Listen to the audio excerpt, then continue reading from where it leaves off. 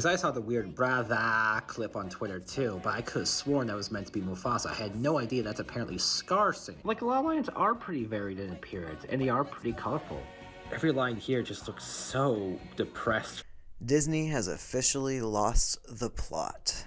I'm not going to lie, when I first talked about this movie, I kept calling it the Simba movie. I knew it was about Mufasa, and even now, I have to look up the title because it's weird. It's called Mufasa, the Lion King. Why?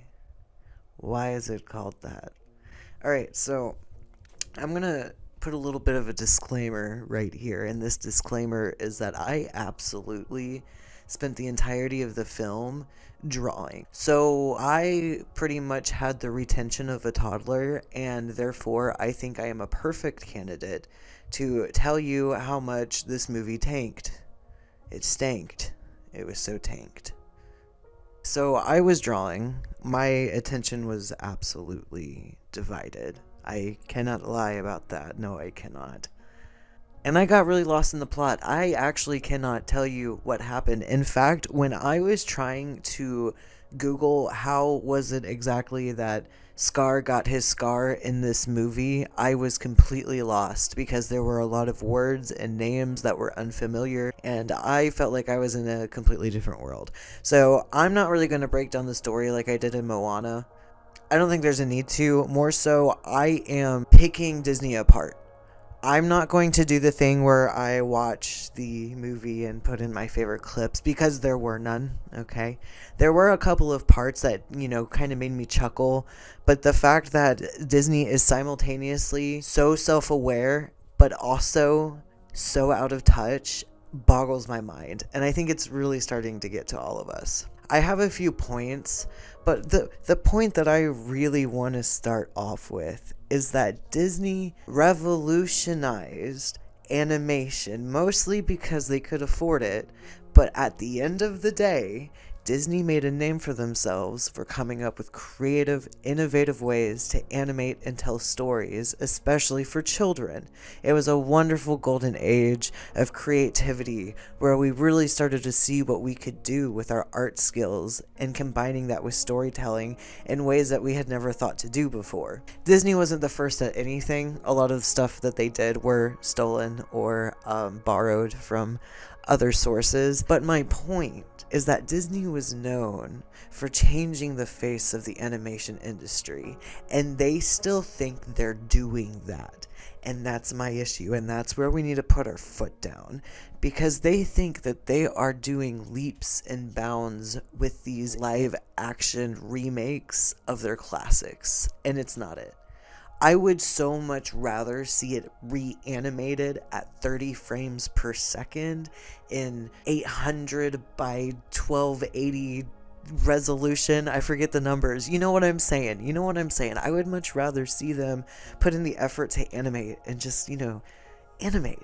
Because with this CGI, it's still animation, and I think that's why they are digging their feet in so hard, is because at the end of the day, CGI is an art form. It is a form of animation, but there are a lot of problems with that, and I hope that I am able to go over all of these problems today. So I have a list, as I usually do, a little bullet point list that I'm going to kind of read off of and make up as I go and try to hit all the points. This was kind of in the order that I wrote it down. I tried very hard to write things down, but again, I wasn't entirely focused and I wasn't having a good time. I'm actually going to move something to the top of the list. Number one being character recognition. I cannot tell which CGI lion is which.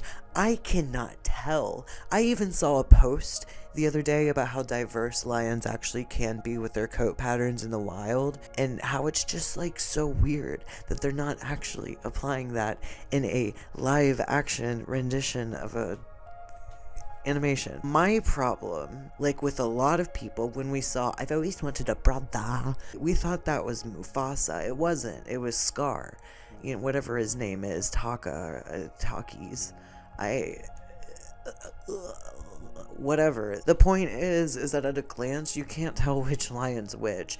So that takes away from the visual aid of everything. So if I'm not paying attention because I'm a little 6-year-old drawing a picture of a turkey while watching this movie, I'm going to have no fucking clue what's going on, and I'm not really going to be invested in anybody. They're just going to be a bunch of lions at varying ages, and one of them gets friend-zoned and sad.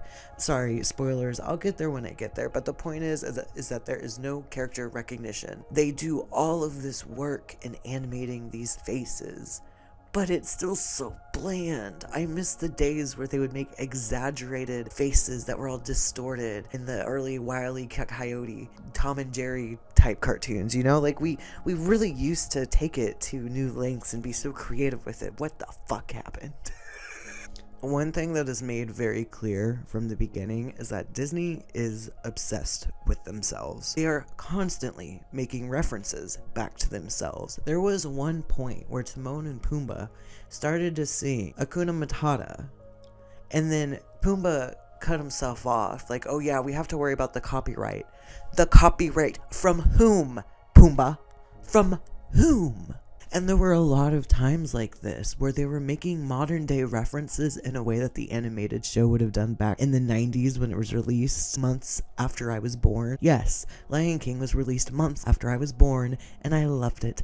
I adored it. It was fantastic. But this is not it. I don't even really want to go through and skim through the movie and rewatch clips to complain about them. I don't care about it. I don't want to rewatch it. It wasn't pretty. It was boring. It was dull. I didn't know who was who. I didn't care about anybody. But we'll get to all of that. The point is that Disney keeps tooting their horn, making little references to themselves, trying to be all fourth wall Deadpool about it, but it's not working. None of it's working, okay? All I'm saying is that animating would have made this so much more fun. If this were to be animated in the style that the original Lion King's, 2D animation, and it was actually animated that way, I would be impressed. I would be proud of Disney. I would be singing their praises, even though at the end it is just another sequel. But it would have meant that they would have gone back to their roots, and they would have seen the value in animation and really done what we, the people who consume their media, have been begging them to do. You really miss out on opportunities by not doing 2D animation. What the fuck are y'all doing? Again, you take a brand that revolutionized 2D animation, and they can't even do that anymore, and they really think that what this all is it. Sorry to reiterate, it blows my mind. How could you be so out of touch? Also, I forgot to add, I'm sure I'll find somewhere to squeeze it in later, but I did not emphasize how Disney likes to reference themselves. I can make a whole list, but what I really, really want to highlight is how there were multiple times where Scar grabs Mufasa's hands as if he's going to betray him, like he does in the original movie. There were also a lot of times where the lions would grab onto the trees, like in the original. There were a lot of visual cues that were trying to throw back to the original. And I don't understand why Disney is trying to foreshadow something that already happened. It doesn't work that way. All that I can really assume that it was a mixture of shock value and recognizability. So there were a lot of instances where they were trying to mirror the original movie, and they were just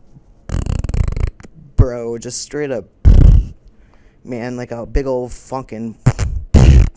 I also needed to add this on last minute, and I'll put it in this section. The songs were decent, but I didn't actually really like any of them. None of them stood out enough for me to write it down. As a matter of fact, the only note that I have on the music was how disappointed I was after Scar betrayed Mufasa. He started singing a song that was similar to the I've Always Wanted a Brother, but it wasn't. And I felt like that was a failed opportunity to do a really nice reprise where maybe he was like, I've always hated my brother or something, like, like the way most musicals do, like Wicked and Chicago, and how they'll reference to other songs, reprise those songs, and it all feels like a very cohesive, beautiful musical.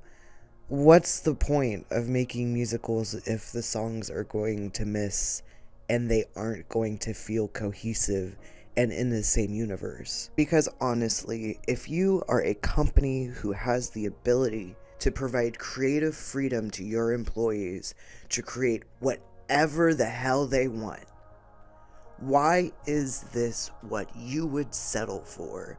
I am pleading, I am begging. Let people write good shit, Disney. Stop ruling with an iron fist of what you think is perfect, and stop trying to pander and play the game. Alright, I'm gonna get back to the fun stuff. Another additional note. So you're telling me that Scar did what he did because he was friend-zoned and jealous of his brother. I might understand this if it weren't for the fact that Mufasa loved his brother and he never once did him dirty. It gave, don't be a bad person because you're jealous of people who are better than you. And that is definitely a choice, Disney. That is a choice of a message that you have given us. Kind of going hand in hand with the tooting their own horn, making references to themselves, I've noticed this movie did a lot of holding on very tightly to pre-established characters. By this, I mean like Rafiki. He had a whole backstory that was very sad and tragic and terrible. And then we had Timon and Pumbaa, who had to interject all the time, because of course that's how their characters are, but come on, it's Timon and Pumbaa. Even Zazu, we see him on his third day of training with Nala, Mufasa's wife. I don't fucking know, whatever. So we meet him really early on, and then we get to establish his backstory. So all of the characters that are actually recognizable, they go hard. It's almost like they kind of understand that nobody's going to be able to tell the lions apart, but at least these other random animals like the bird and the pig, you know, they're going to be able to pick that out, and they're going to be able to tell who that is. So they went really, really hard into the storytelling and the sympathy, and it was just, ugh.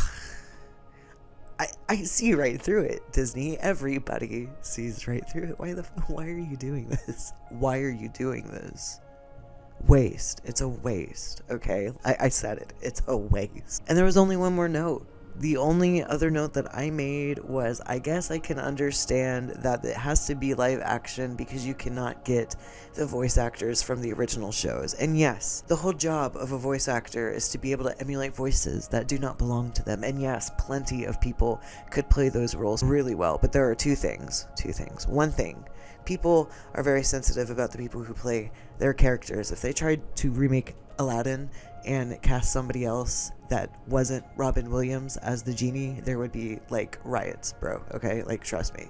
So first of all, it's just the people. They get very protective over these roles that were played by beloved actors that are no longer around, and so there's this sense of respect, admiration, that they're trying to show these characters that they loved. That's point number one. And point number two is, no matter what, people are going to know that the voice actors changed. And even if it isn't a sense of protection of somebody they hold dear, it oftentimes is more of a gripe. Like when Rick and Morty, when the voice actor for Rick got replaced, people complain about it a lot. I noticed a very, very, very subtle change, but it was nothing that made me weird out, you know? Like, it wasn't so different that it changed his character, that it didn't seem like the amount of complaining online was justified. But at the end of the day, people like to complain. I like to complain. And so if you do something different, you're not going to be able to please everybody. But that's the thing about doing what's right, is you're not ever going to be able to please everybody. You are going to be able to enlighten them and put them into a position where they are capable and understanding and can become productive members of the society through the lessons that are taught through the screens. I know, that might be a little much. I know, I get it. But I've said it a lot, that stories are an amalgamation of everyone who was, everyone who is, and everybody who will be. At the end of the day, stories have always fueled everything throughout every culture, every being, every family. Stories have always been at the center of everything, and it's beautiful because without each other, we wouldn't have stories. We have stories because we have each other. And there's something very magical about being able to tap into media and being able to not only understand other people and their perspectives of the world, but seeing yourself in these difficult situations and understanding that maybe you too would have the power to persevere. Stories are really great. At the end of the day, that's what I want to do. Disney's not Disney's digging themselves in a hole. They're only afloat because they have the money. They have Disney World. You know, they sued kids with Spider-Man graves. I'm kidding. I'm pretty sure that was debunked. I'm pretty sure that wasn't true. Like, it wasn't totally true. Whatever. The point is, Disney's a disappointment. Now is the time for independent animators and studios to make good shit. They're already doing it. I've been saying it. I think we're heading straight towards a renaissance, and I know that first, the people are going to have money. I really do believe that wealth inequality is stopping the renaissance, but once we get to that place, we are going to create so much, and Disney will be nothing more than a park in Florida. Anyway, thank you for joining me again. If you are here again, if you made it to the end, very good on you. Very good, very good. I wouldn't recommend you spend money on the Lion King Mufasa movie. I did not spend money on it. I would never. I have not spent money on any of Disney's live action remakes except for the Alice in Wonderland when I was in high school that came out. I graduated high school in 2013. So, yeah. As far as I can remember, that was the last time I willingly or happily spent money on a live-action Disney remake. I don't think I ever will again. I'm not interested in giving my money to companies that thrive on exploitation. They could share their wealth, they could share the storytelling, they could share the prosperity, but they don't. Sorry, I'm rambling. Thank you again. Thank you so much. Keep watching my stuff. I've got lots of stuff coming out. That's all I'm going to say. Lots of stuff. Thank you. Thank you. Thank you. If you want to help me out, I got my Cash App. I can put it in the description. I'd really, really appreciate it. My lease is going to be up a little bit early. I have to be out on April Fool's. Anything helps. I got to sort everything out, and there's a lot going on. But that's not what this video.